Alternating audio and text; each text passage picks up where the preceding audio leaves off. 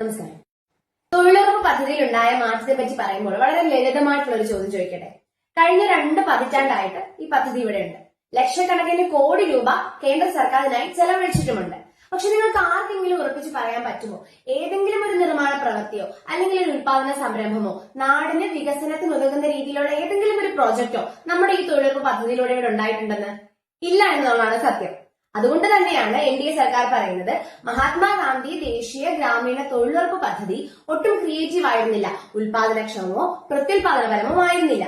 MGNREGA ഒരു കാലഘട്ടത്തിലെ ഒരു മിനിമം, അതായത് 20 വർഷം മുമ്പുണ്ടായിരുന്ന കാലഘട്ടത്തിലെ ഒരു മിനിമം രക്ഷാ പദ്ധതിയായിരുന്നു. ദാരിദ്ര്യവും പട്ടിണിയും കൊടുകുത്തി വാണിരുന്ന സമയത്ത് രൂപീകരിക്കപ്പെട്ടത്. അതുകൊണ്ട് തന്നെയാണ് കഴിഞ്ഞ 12 വർഷമായി NDA സർക്കാർ ശക്തിയും പിന്തുണയും ഒക്കെ നമ്മുടെ ഈ പദ്ധതിക്ക്.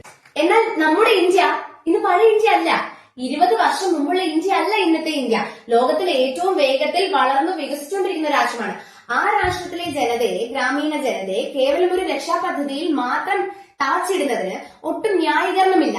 മാറുന്ന ലോകത്തിനോടൊപ്പം നമുക്ക് പുരോഗതി കൈവരിക്കേണ്ടതായിട്ടുണ്ട്. അതുകൊണ്ട് തന്നെ MGNREGA എന്ന് പറയുന്ന ഈ ഒരു ആക്ടിനെ നമ്മൾ അമെൻഡ് ചെയ്യുകയല്ല ചെയ്തത്. പുതിയൊരു നിയമം BBGRAMG എന്ന് പറയുന്ന പുതിയ നിയമം കൊണ്ടുവരികയാണ് നമ്മൾ ചെയ്തിട്ടുള്ളത്.